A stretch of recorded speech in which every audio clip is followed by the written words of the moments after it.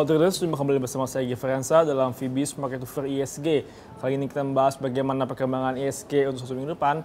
Namun sebelumnya kita akan mereview bagaimana pergerakan ISG pada pekan lalu yang terpantau mengalami penguatan sebesar 0,31% ke level 5.443.065. Juga disusul oleh penguatan dari indeks unggulan LQ45 sebesar 0,48% ke level 946.85.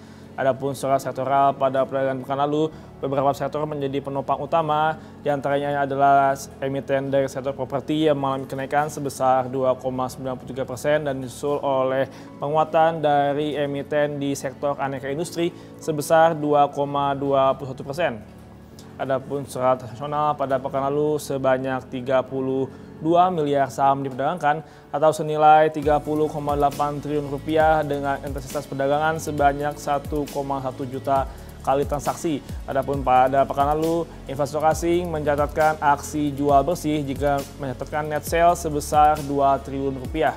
Sementara untuk perdagangan ISG minggu lalu, ISG terangkat oleh sentimen dari positif beberapa rilis data, dari salah satunya adalah ditetapkannya suku bunga acuan BI Rate di level 7,5% dan juga adanya sentimen positif dari Amerika Serikat yang menunda untuk rencana kenaikan suku bunganya pada waktu dekat, sehingga ISG masih bisa terangkat oleh pemulihan dari nilai tukar rupiah yang semakin membaik saat ini.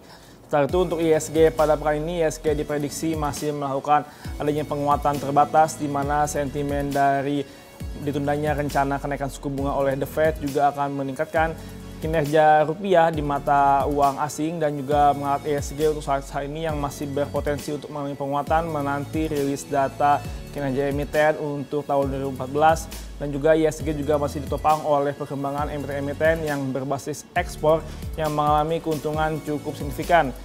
Adapun data signifikan penting yang akan dirilis pada bursa regional ataupun pada bursa global, yaitu dari Cina yang akan merilis data HSBC Manufacturing PMI, dan juga disusul oleh data dari Jepang yang akan merilis data inflasi serta data penganggurannya. Sementara untuk Amerika Serikat akan merilis data makronya seperti data inflasi dan juga data manufacturing, yang disusul dengan dirilisnya data final dari laporan GDP pertumbuhan ekonomi Amerika untuk kuartal 4 tahun 2014.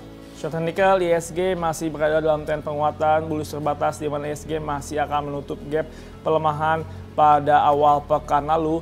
Namun saat ini ISG masih tertahan oleh beberapa sentimen dari nilai tukar rupiah dan juga aksi wait-and-see terhadap kinerja emiten-emiten pada tahun 2014. Sementara ISG pada pekan ini diprediksi akan bergerak pada laju support di level 5.380 hingga 5.400 dan juga level resisten bertengger pada level 5.500 hingga 5.520. Adapun untuk saham-saham yang perlu dicermati adalah saham dari sektor pertambangan dan juga pertanian, dan juga disusul oleh saham properti dan juga perbankan.